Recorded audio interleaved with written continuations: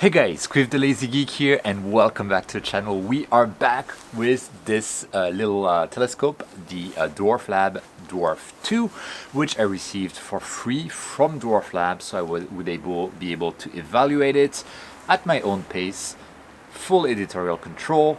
I can say my opinion, etc, etc, and I want to provide an update on this telescope after using it quite a few more times, and also, as you can tell, after using it in equatorial mode, because I was actually surprised that it worked. I basically added a little straw here on the side of the telescope, kind of like eyeballing it, so it's pointing like parallel to the telescope azimuth axis.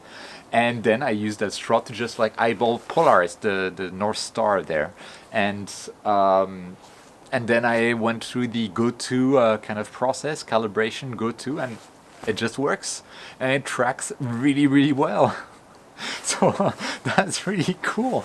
It seems to be working well, at least at this stage. So I know I got that question a lot. Yes, apparently you can use it in equatorial mode. How well, I don't know yet, but it seems to be possible. One of the other questions that I've been getting is, can you use it for planetary? I haven't tried it on the moon yet because the moon isn't quite visible at a good time from this balcony. I have tried it on Jupiter. Yes, you can see Jupiter's moons, but it's not very impressive. And I wasn't really able to adjust the focus and the exposure times and gain to be able to see like the cloud bands on Jupiter. Yes, you can see Jupiter as a small circle or as a small disk, but that's pretty much all you can do. So I wouldn't recommend this telescope for planetary, at least for now. Maybe for the moon and for the sun. That could be a good idea with the ND filters for the sun. But anyway, I want to give an update after using this telescope for a couple more nights. And I've tried it on more difficult targets. I had initially tried it during my first light on M31, and then I attempted M33. M33 from here, I always had a lot of trouble, even with the big scope behind me, with the cooled camera and super fast focal ratio, etc. It's such a difficult object. The core is, yes, somewhat okay, the very core, but immediately it starts to get very faint very quickly. And so I managed to get, I think, around like, so I did a test where I took around 40 minutes of data and I processed it in PexInsight, and you can see the result on your screen right now. So the galaxy is recognizable. There's not a lot of details, and that's mostly due to soft focus and also a little bit of tracking and to some extent the telescope optics. But we'll get to that in a moment. I also tried very quickly M27 because M27 sets so early in the evening. I was only able to get like 5 minutes before I gave up because it was getting like really lost in the horizon light pollution. And still, here you can see the result. Yeah, it's not beautiful, but M27 is definitely visible. The corkscrew structure is visible, and if you squint, you can guess about the earlobes on M27, which I call a win, right? It's really not bad. I haven't tried it on M42 yet, but M42, like the Great Orion Nebula, should work really fine for this telescope. Anyway, let's talk a bit about all of the features of the telescope and how well it's been performing for me. So starting with the optics. So the optics of the telescope, they're decent. I mean, it's a $500 telescope with full go-to tracking, 2 lenses, wide lens, telephoto lens, automation, etc., and less than $500. So you can't expect too much from the optics, but they're serviceable. There's definitely chromatic aberration. So optics, serviceable is what I'll say. Let's talk a bit about like the calibration process and the go-to. The calibration process, I went through it in the first light. It's basically for the telescope to understand how it's oriented and whether it's tilted like crazy like we have right here. And it's very quick, very painless, as long as you have like a very open view from the area that you're imaging from. And ideally we should have some methods to deal better with more closed kind of views, and that could be software updates hopefully from Dwarf Lab. So that's one thing. Calibration working great. GoTo in general is excellent. So I found that the GoTo algorithm seems to be that the telescope will first, wherever it is pointed, it will look at the stars there, so do a plate solving to kind of find out where it is pointed with precision, and then immediately it will go towards the target that you told it to go to.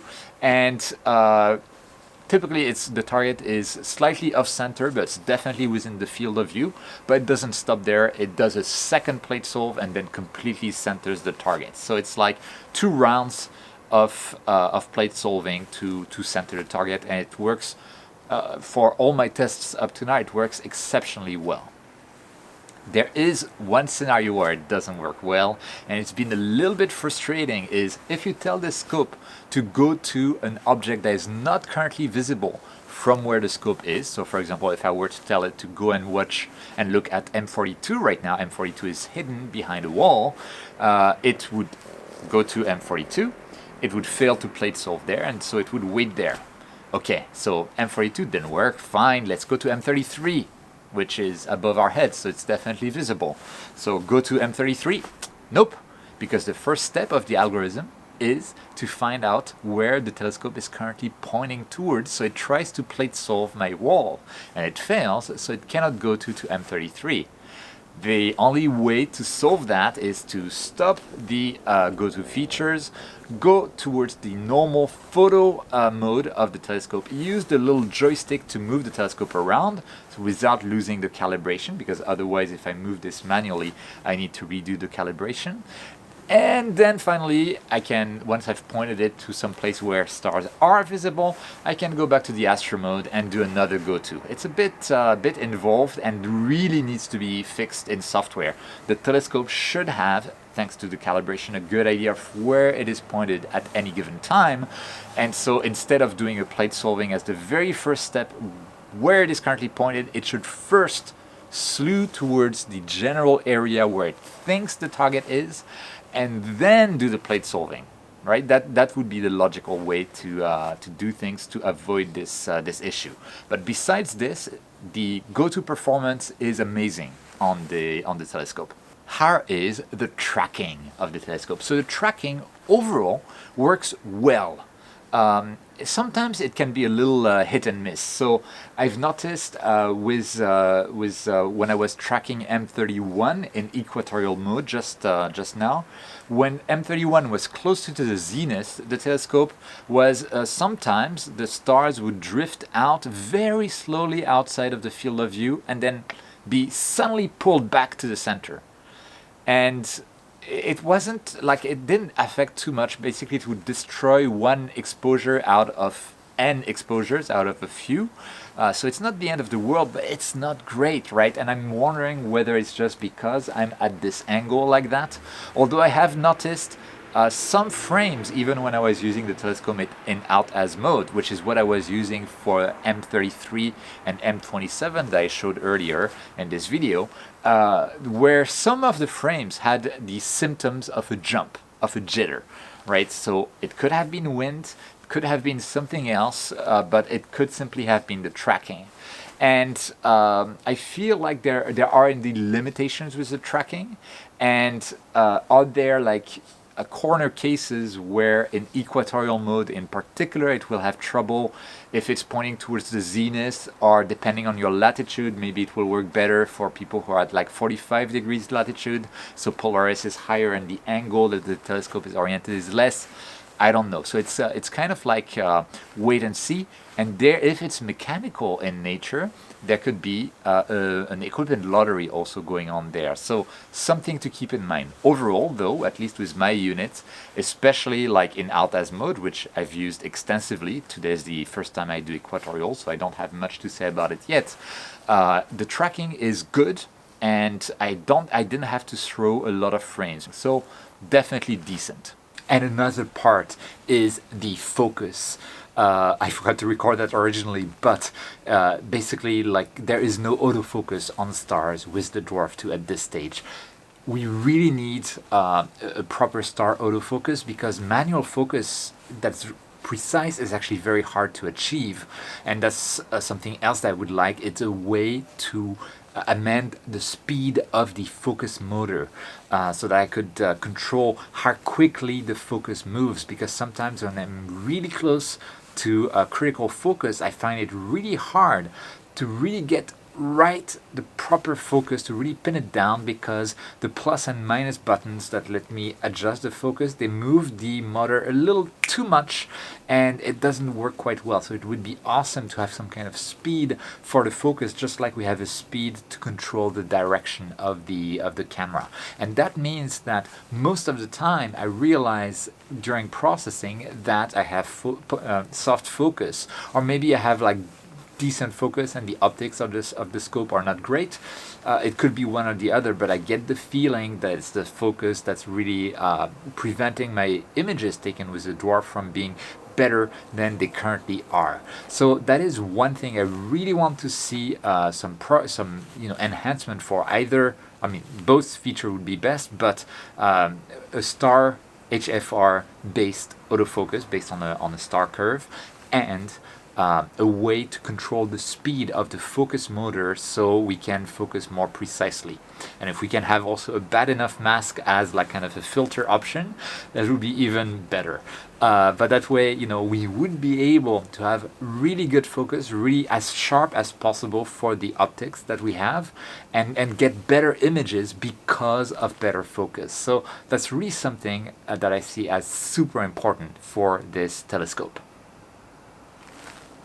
Let's talk a little bit about the battery life and the power system that can be used with the telescope.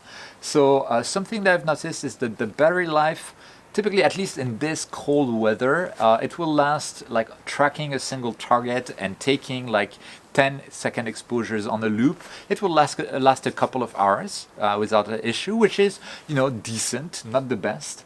And the good thing, the redeeming quality with that is I was able to connect it via USB-C. The USB-C plug itself does not move at all during the night. So you can plug it into a mobile battery and it will very happily charge itself from the mobile battery while it is imaging. You're not able to use only a mobile battery. You cannot just like remove the internal battery from the telescope.